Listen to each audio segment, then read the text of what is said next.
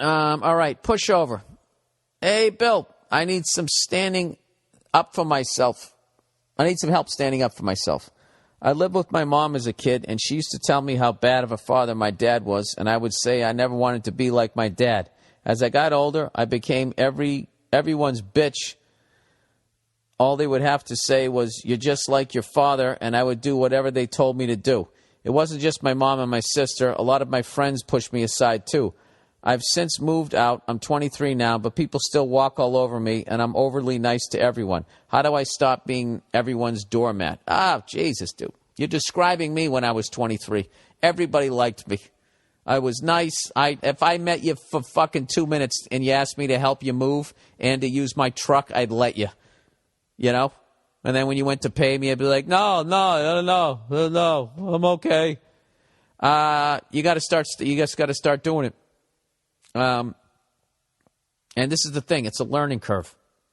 All right? Where it's like, you can't just be like, I'm going to start sticking up for myself. And then the next time you're in a moment where you're supposed to stick up for yourself and you don't, you can't consider that a failure because you'll at least be conscious. You got to go through that torturous period where you're now watching yourself getting walked all over. And you're going, well, here's that situation again. And here I am not sticking up for myself, which will cause you in the short run to be even more down on yourself. Because before, when it was happening, you were so busy trying to get the other person to like you, you weren't focusing on what a bitch you were being. Now you're actually going to watch it. All right? But know that that's part of the road to success. Anytime you're trying to break a bad habit, you're trying to quit drinking or you're trying to stop eating late night, and here you are eating again, you're beating yourself up as you're fucking doing it. That's the first steps. Because before you didn't. You'd just be shotgunning beers, right? Eating ice cream and not even questioning it. So with this shit, what can really help you out is if you write it down. Write down, like, listen, I'm tired of people telling me that I'm just like my dad. And,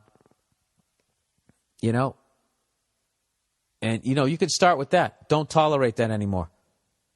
Just say to your mother, I want you to stop saying that to me. Because all you've done is tell me how bad of a father my dad is. And so whenever you tell me that, that's like you're saying that I'm a piece of shit. All right? I'm 23 now. It's time for me to become my own man. When you tell me that, it hurts me as a person. It hurts my development. All right? Now, how can your mother say no to that? Easily. She could be a fucking pain in the ass, but I don't know. But just start writing down. I don't know. It's like starting out comedy. You don't fucking go up on stage, try to do an hour and kill. You just try to hang in there for 5 minutes. So just take baby steps. And my biggest thing, the reason why I avoided confrontation is because the only way confrontation when I grew up was screaming, fuck you, and getting into a fist fight. So, when I would be down at whatever, bringing my truck in to get it fixed, and I felt like I was getting fucked over, I would be in my head literally going like, I don't want to fight this guy, Even if I win, I'm going to have grease all over my face. If he gets a couple of shots in, he's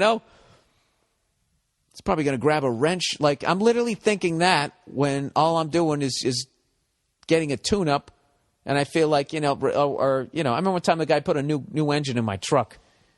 I remember it just died. The thing died, and I wanted to make it as a comic, and the last thing I needed was a car payment. So it's like I would either go out. Back then, you could get a piece of shit for $11,000. I'd either be $11,000 in debt, or get a new engine put in was like $1,200-$1,500. So I was like, yeah, why don't we knock a zero off of that? So that's what I did, and I paid the guy, and the fucking cunt charged me for the antifreeze that he put in the engine. He just was charging me for everything. I learned a lot. Never trust a mechanic that has a manicure, and that's not a joke. He had cologne. His fucking nails were like pimp level shiny. So, but I didn't say anything to him because I'm like, oh, this guy's like, he's like 60. I'm not going to punch a 60-year-old guy in the and I would be thinking this shit, but I wasn't even conscious because it just been in my head since I could remember. So it's playing on a loop. And a lot of shit, if you finally say it out loud or you write it down, you realize how wrong it is or how absurd it is, and it can kind of kickstart you to start going down the right road. So that's what I would do. And you have to be very forgiving of yourself. Like, you know what's funny is you're a total pushover probably until it comes to looking at yourself. Then you're probably like a fucking drill sergeant, and you're always beating yourself up. So I would say, you know, try to find the humor in breaking a bad habit or trying to change yourself. And, you know, you work at it every day.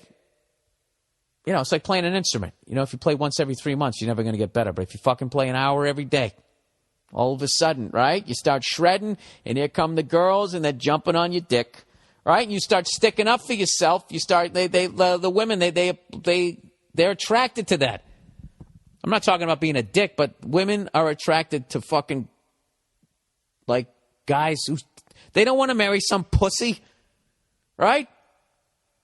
All of them want you to go out there and fucking grab it by the throat and drag it home.